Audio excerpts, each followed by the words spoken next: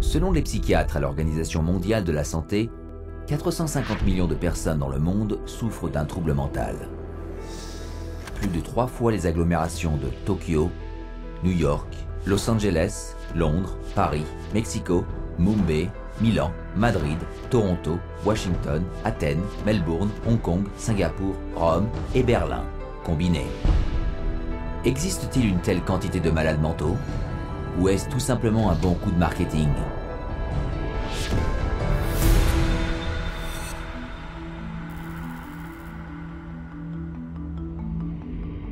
Au début de l'année 1999, aux États-Unis, la nouvelle selon laquelle une maladie faisait rage se propageait.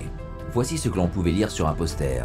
Vous rougissez, transpirez, tremblez, peut-être avez-vous du mal à respirer. Et son titre, imaginez être allergique aux gens. Cette maladie, c'était le trouble de l'anxiété sociale, SAD, ou SAD. On disait que 13,3% de la population américaine l'avait. Et pour découvrir de plus amples informations, les lecteurs étaient invités à contacter un groupe appelé l'Association du trouble de l'anxiété sociale.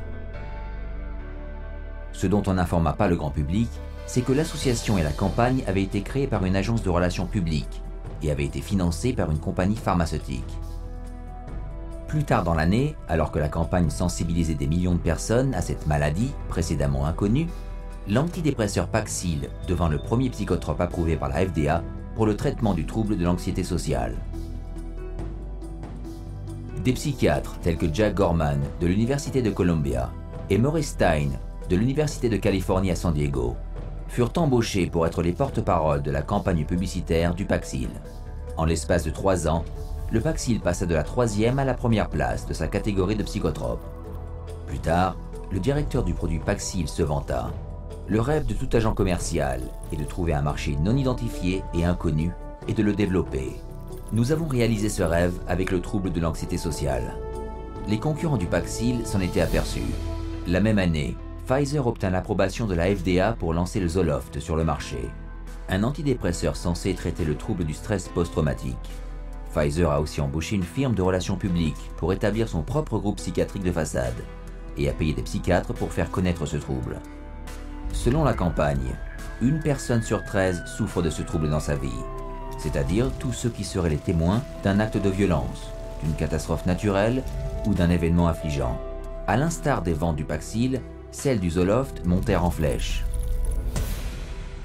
For the psychiatric drugs, the goal is to have as many people on them as possible. So the way to do that is to convince normal people that they have some defect or mental disease or condition that requires treatment. So I mean that's the way they do it. They hire these big marketing companies that come up with these campaigns. We're going to tell you about your disease so that you can lead a happier, healthier life.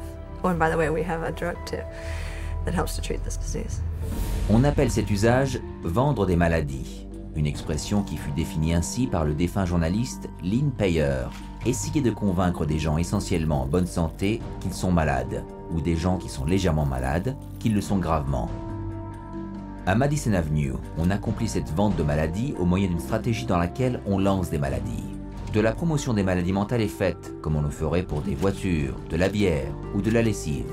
Vince Perry, le grand maître de cette stratégie à New York, a déclaré « Le domaine de guérison le plus enclin à accepter ce lancement de maladies, c'est celui de l'anxiété et de la dépression, car leurs symptômes physiques sont rarement mesurables et peuvent donc être définis conceptuellement. » Perry suggéra ensuite aux responsables 3 stratégies principales pour ce qu'il appela le développement de la création des maladies psychiatriques. Voici la première. Rendre une condition plus importante ou amener le grand public à penser qu'un problème mental mineur ou passager est bien pire et bien plus répandu qu'il ne l'est vraiment. Avant l'introduction des antidépresseurs SSRI, même les psychiatres considéraient que la dépression ne touchait que 100 personnes sur 1 million. Depuis, on parle de 100 000 cas sur 1 million, un chiffre multiplié par 1000. Il en découle que 10% de la population américaine, quelques 27 millions de personnes, prennent des antidépresseurs, 2 fois plus qu'en 1996. Very good marketing that all, expressions of human emotion, deep sadness and fear and anger and whatever else they happen to be, are now classified as, you know, a major problem, a psychiatric problem, a psychological problem that needs to be dealt with drugs. Un autre trouble psychiatrique, le trouble bipolaire, était aussi considéré comme rare, ne touchant qu'une personne sur 1000 lorsqu'il apparut dans le DSM-3. Aujourd'hui, on prétend qu'une personne sur 10 souffre de ce mal, soit 100 fois le chiffre d'origine. Le trouble bipolaire pédiatrique n'était même pas répertorié dans le DSM lorsque le docteur Joseph Biderman, un psychiatre de Harvard, publia des études selon lesquelles les sautes d'humeur chez les enfants ne découlaient pas d'un comportement normal, mais de maladies mentales. La campagne commerciale de Biderman fut efficace. Rien qu'en 10 ans, le taux d'enfants chez lesquels un trouble bipolaire a été diagnostiqué a augmenté de 4000%. Mais ce qui n'a pas été révélé aux parents, c'est que 25 compagnies pharmaceutiques avaient financé les travaux du Dr Biderman. L'influence qu'elles ont eue dans cette recherche n'a été dévoilée qu'en 2008, lorsqu'une investigation du Sénat a révélé que le Dr Biderman n'avait pas déclaré plus d'1,6 million de dollars provenant de firmes pharmaceutiques. Mais ces révélations n'ébranlèrent aucunement la psychiatrie. Le trouble bipolaire pédiatrique est toujours accepté dans ce milieu. These labels are being applied to younger and younger children, which I think is really, you know, a sad case.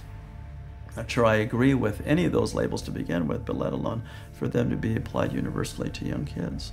This idea that childhood itself is a psychiatric disease is simply based off some completely unsubstantiated idea that got printed in the psychiatric manual, and there's no science behind it whatsoever. Vendre des maladies, stratégie numéro 2. Redéfinir les conditions existantes. Cette tactique consiste à prendre un état d'esprit normal et à le reformuler pour en faire un trouble psychiatrique, qui doit être traité avec des psychotropes. Par exemple, la mélancolie hivernale, une condition mentale commune provoquée par le manque de soleil en hiver, est redéfinie par la psychiatrie en ces mots, le trouble affectif saisonnier, qui nécessite un traitement psychiatrique. Prenons un autre exemple, les émotions volatiles qu'éprouve une femme lors de la période menstruelle. Ceci a été transformé par la psychiatrie en trouble dysphorique prémenstruel, un trouble mental dont la découverte ne fut pas faite dans un laboratoire, mais dans le département de marketing du fabricant de psychotropes Eli Lilly.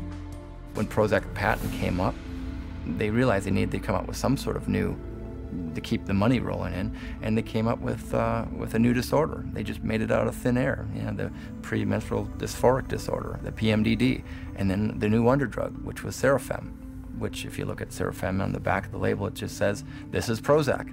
And they were able to keep that patent so that nobody else could make it, so that they could keep that money rolling in. Many of the drugs today are simply drugs repackaged. They're drugs that had a patent and now are generic or now get called something else, or they decide now to use them for something else.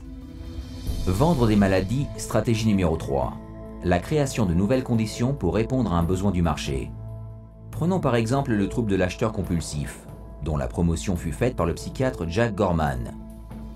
Gorman a déclaré qu'une récente étude avait souligné le fait que 20 millions d'Américains, dont 90% sont des femmes, pourraient avoir ce problème. Ce qu'il n'a pas révélé, c'est que cette étude fut financée par les laboratoires Forest, le fabricant de l'antidépresseur Celexa, et que Gorman était payé comme consultant par 13 firmes pharmaceutiques, dont Forest. La grande majorité des consommateurs n'ont jamais entendu parler du concept selon lequel on fait le marketing de maladies pour le profit. Mais dans les industries publicitaires et pharmaceutiques, c'est un fait notoire. En 2005, un rapport de Reuters Business Insight à l'attention des cadres d'une compagnie pharmaceutique stipulait que la capacité à créer de nouveaux marchés de maladies rapporte des milliards de dollars en vente de psychotropes. Et que dans les années à venir, on verrait plus de maladies créées et sponsorisées par les corporations. If I can't get along with my husband, take a drug. If I'm feeling a little depressed, take a drug. If I can't study properly, take a drug. We become a fast food, what I call a fast food, fast drug society. On peut alors se demander, quelqu'un remet-il en question cette augmentation de diagnostics très douteux et scientifiquement non prouvés? En avril 2006, le journal de médecine britannique a découvert le poteau rose lorsqu'ils ont publié une étude novatrice qui annonçait la découverte d'un nouveau trouble psychiatrique, le trouble du déficit de la motivation. Ce trouble, caractérisé par une léthargie et une réticence à travailler, était supposé être présent chez des millions de personnes. Après que les médias ont diffusé la nouvelle partout dans le monde, le journal a dévoilé la vérité. Cette étude faisait partie de leur édition du 1er avril, un poisson d'avril. Mais la blague avait prouvé que la vente de maladies marchait. Même ceux qui ne souffrent d'aucun trouble mental courent le risque de se voir prescrire un traitement psychotrope. Une étude publiée dans le journal de l'Association médicale américaine encourageait toute personne victime d'un accident de prendre des antidépresseurs pour prévenir la dépression, qu'il soit déprimé ou pas. Il fut découvert plus tard que les auteurs de ces travaux avaient des liens financiers cachés avec le fabricant de l'antidépresseur Lexapro. Les psychotropes de prévention représentent la prochaine vague. Un expert a fait remarquer qu'on peut se faire une quantité illimitée d'argent en faisant le marketing de remèdes pharmaceutiques à des troubles. Mais on peut en faire plus en faisant le marketing de remèdes qui réduisent le risque d'attraper des maladies. And of course, every time they come out with a new mental disorder, then they come out with a new drug to counteract it. At least to me, it seems like nothing more than a marketing ploy. There are certain executives in the pharmaceutical manufacturers that have stated that one day in America, every person will be on drugs, healthy or not. À cause de ces campagnes qui vendent des maladies, 100 millions de personnes de par le monde prennent des psychotropes. Grâce aux psychotropes, l'industrie pharmaceutique engrange 150 000 $ toutes les minutes. Un groupe de protection aux patients a déclaré « On peut vendre des millions de dollars en médicaments, même s'ils sont nocifs, si on a la bonne campagne de marketing. » Ce qui soulève la prochaine question. Si ces campagnes de maladies mentales créent l'illusion que les maladies mentales sont omniprésentes, dans quelle mesure les psychotropes qu'elles promeuvent sont-ils inoffensifs ?